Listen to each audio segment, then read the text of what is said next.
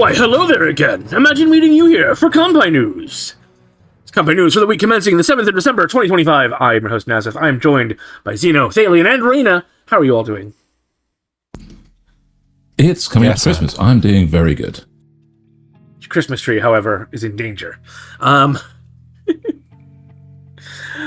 is at home. I say at home. He's at his childhood home rather than his real home. And I'm here with my cat drinking water. Okay, cool. Let's get into the news then. Now that we've covered everything. I don't know where Thalien's gone. Oh, he's going to get the sprites, of course.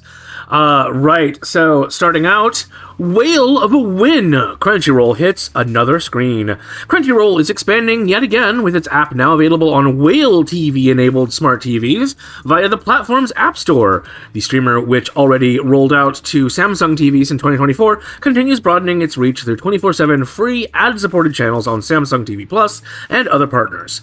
Airing classics like Yu Yu Hakusho and Black Clover, alongside promo blocks and episodes of Crunchyroll Presents The Anime Effect. The company has also pushed into YouTube primetime channels, which I've seen ads for them so much when I've been looking for anime assets for Notice Me Senpai. The company has also pushed into YouTube primetime channels, Delta's in-flight entertainment, and various linear channels through collaborations with Sony Pictures Entertainment, Entertainment's GSN, Amazon Freeverse, LG channels, the Roku channel, and Vizio Watch Free Plus, with availability across the US, Canada, Europe, and Australia. Hashtag not sponsored. But if you wanted to give me a free Crunchyroll account, you could. Crunchyroll. More streaming services next, with Netflix in NetFLUX. Netflix and Warner Brothers Discovery revealed Friday that they've struck a definitive agreement for Netflix to acquire Warner Brothers, including its film and TV studios HBO and HBO Max. The deal hinges on WBD's upcoming split into two publicly traded companies, Warner Brothers and Discovery Global. A process now expected to wrap in 12 to 18 months, around Q3 of 2026. Netflix's offer clocks in at $27.75 million US. $27.75 per share, valuing the deal at roughly $72 billion in equity and $82.7 billion enterprise-wide. Good lord. With shareholders set to receive $23.25 in cash and $4.50 in Netflix stock per Warner Brothers share. The boards of both companies unanimously approved the move, following reports that Netflix was in exclusive talks after beating out proposals from Paramount, Skydance, and Comcast. Bloomberg noted Netflix even put up a $5 billion breakup fee to sweeten the bid. Deadline added that the Directors Guild of America plans to meet with Netflix to discuss industry concerns surrounding the acquisition. I can imagine there would be some industry concerns around this.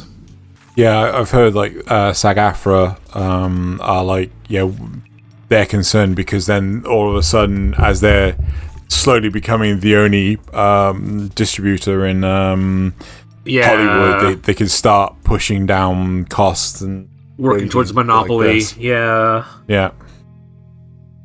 Right.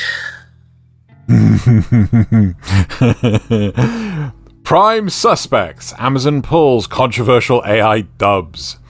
So we kind of touched upon this as a rumor last week. Amazon Prime Video quietly rolled out AI beta English and Latin American Spanish dubs for several anime, including Banana Fish, No Game No Life Zero, Pet, Journal of the Mysterious Creatures, and Vinland Saga. Before rapidly removing most of them following public backlash. Users on the site formerly known as Twitter began flagging the synthetic dubs last Friday, prompting outcry from voice actors such as Damon Mills, I think it's Cara Damon Edwards. Mills. Damon? I think so. Like Matt Damon, I but think it is. with an A instead I of an thought O. Damon had an I. No. AI. No, Okay. it was DAMON for Matt Damon. But Okay. Right.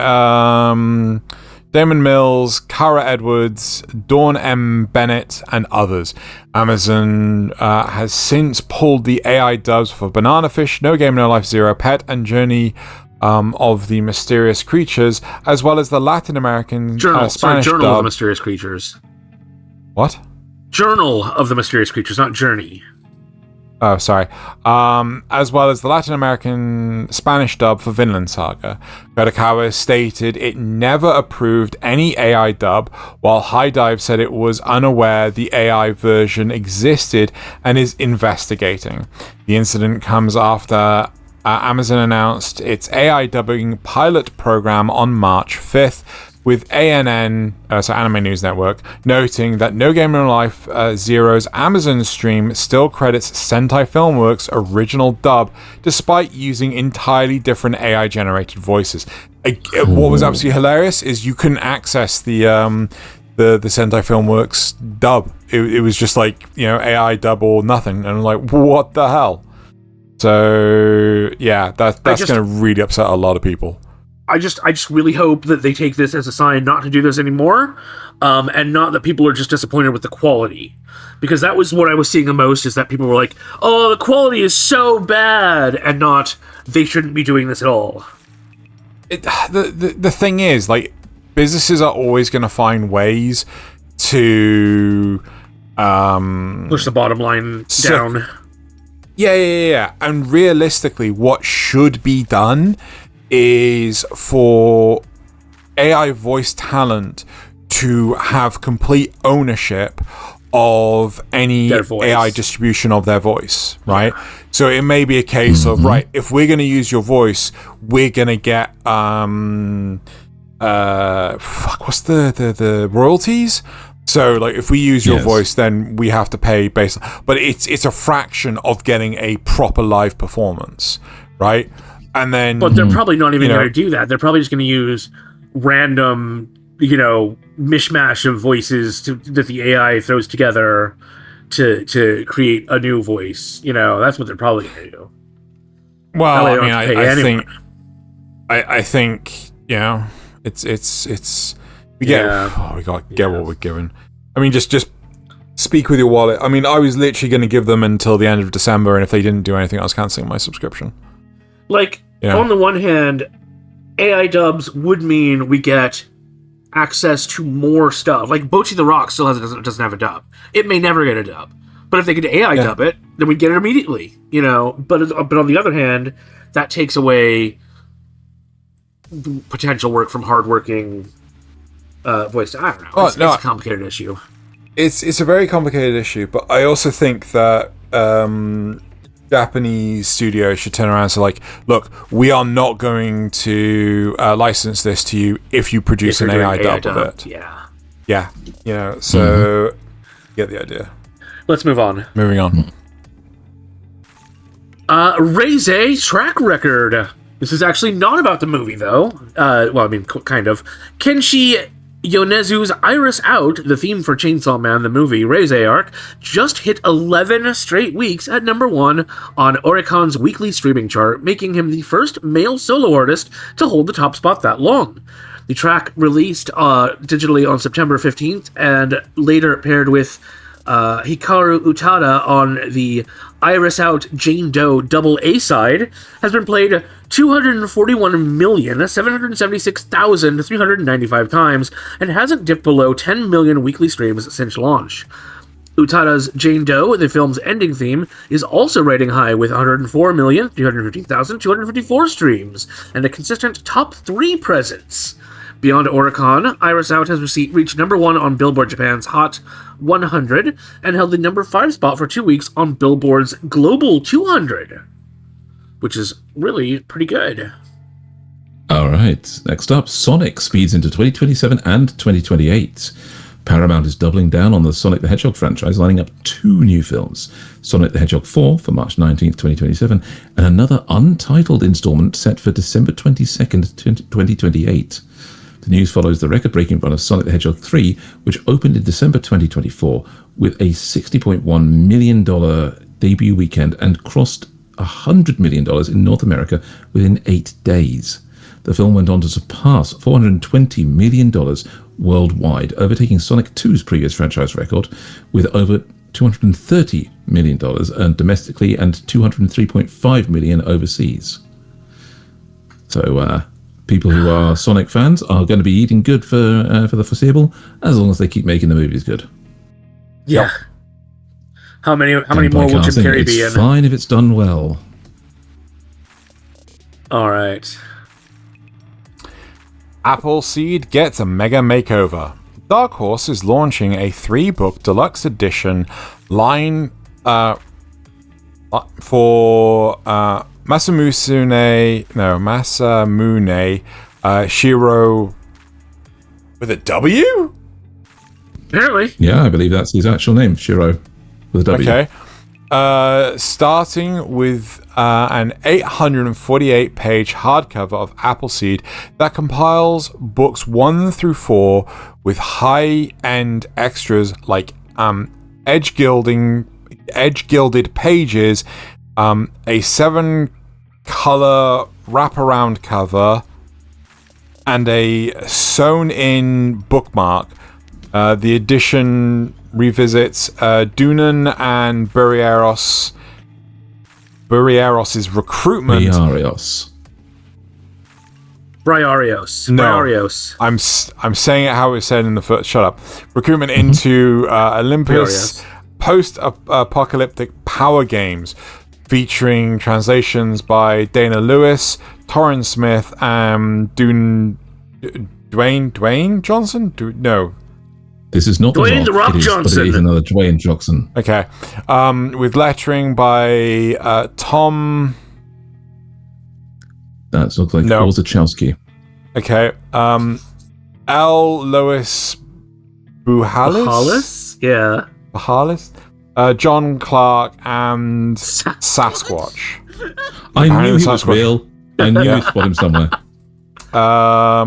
The volume hits bookstores and comic shops on August 11th and 12th, 2026, with Dark Horse set to reveal details on the Appleseed companion deluxe edition and Shiro Masamune anthology deluxe edition at a later date. Okay, just as a point, I am a printer. An 848-page hardcover with edge gilding, 7-color wraparound cover, and sewn-in bookmark. Yeah. You are looking at so much cost per book on that. Okay. Yep. That is kind of nuts. Do they have a price in here? I don't think they do. Production things have to be done to do that. And if the customer's paying for that all, completely unsubsidized, that's going to be expensive. Oh, wait, is this mine? This is mine. I'm the American, and I get the American story. Gunpla Chi-Town drop. Bandai Namco is planting its flag stateside with the Gundam Base Chicago, the first permanent U.S. Gundam base, opening December 12th at the Fashion Outlets of Chicago in Rosemont. The 3,000 square foot store packs exclusive Gunpla merchandise, exhibit displays, and a play area, the Gundam card game, and even a 6-foot Gundam statue, plus limited promo goodies. A nearby pop-up will run from December 12th, 2025 to January 11th, 2026 as part of the Gundam Base pop-up world tour. With 35 stores worldwide, from Korea to Tokyo to Shanghai, Chicago now joins the ranks just in time for the local con ASEN's return May 15th to the 17th. All right, next up. Pilot yourself into Mazinger Z. Custom Iron Factory is bringing fans to the cockpit literally with personalized Mazinger Z pilot figures created from full-body 3D scans. Orders opened on December 3rd with franchise creator Go Nagai becoming the very first custom pilot. Dynamic planning set up the launch with a fitting reaction. You can pilot a Mazinger Z? A dream project has begun. Fans can order the figures through MetaMate in 4 sizes, ranging from 6 to 15 centimeters tall. Priced between 33,000 and 198,000 yen, or about $213 to $1,275. Scans must be done in person at the company's Nihonbashi location. after which the finished models ship within 1 to 2 months, and international shipping is available. MetaMaid cautions against wearing lace, shiny, glittery, or transparent fabrics during scanning, though glasses are fine and dangling accessories should be avoided.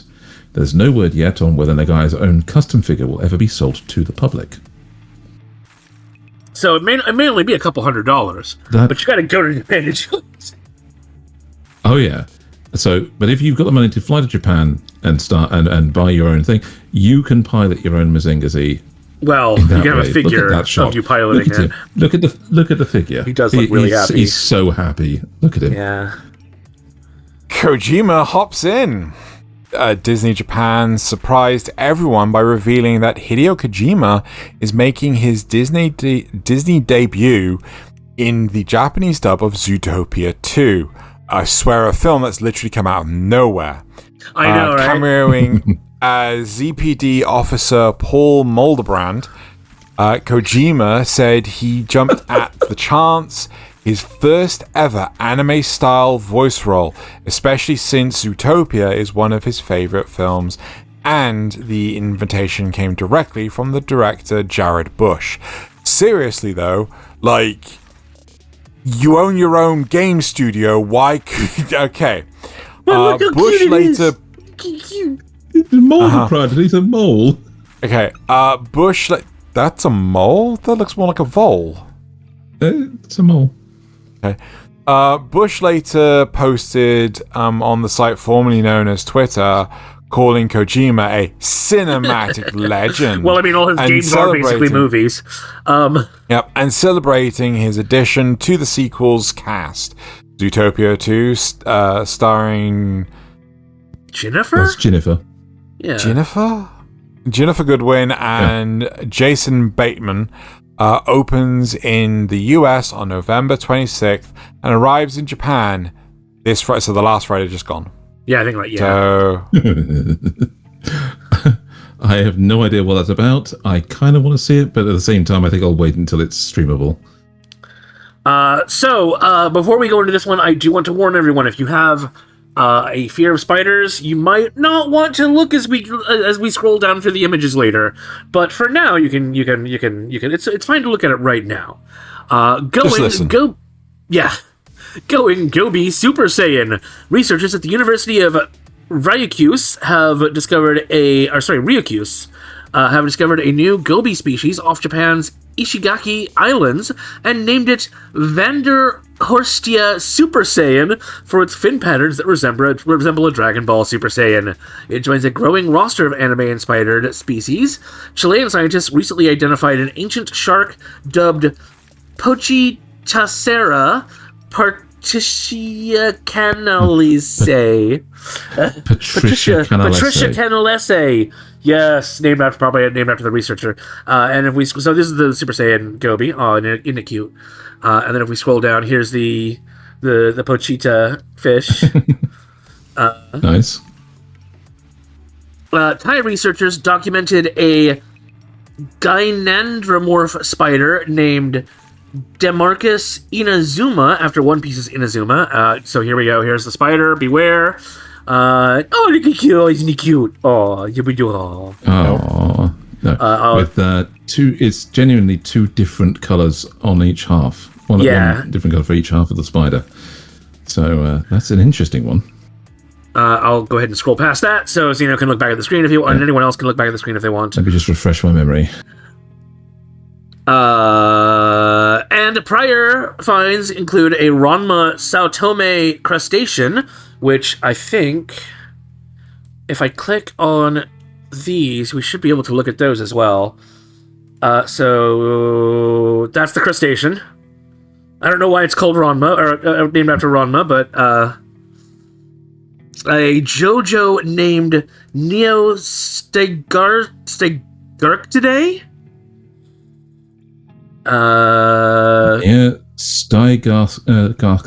yes.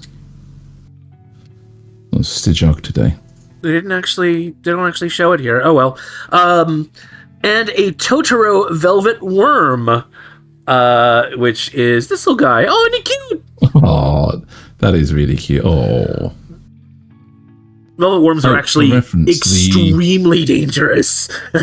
Yes. So just to say the spider, how that is called Inazuma, it's because of a character from One Piece who literally wore 2 colors, including dyeing their hair for it. Right. From hair to feet, they wore dimorphic colors. Right.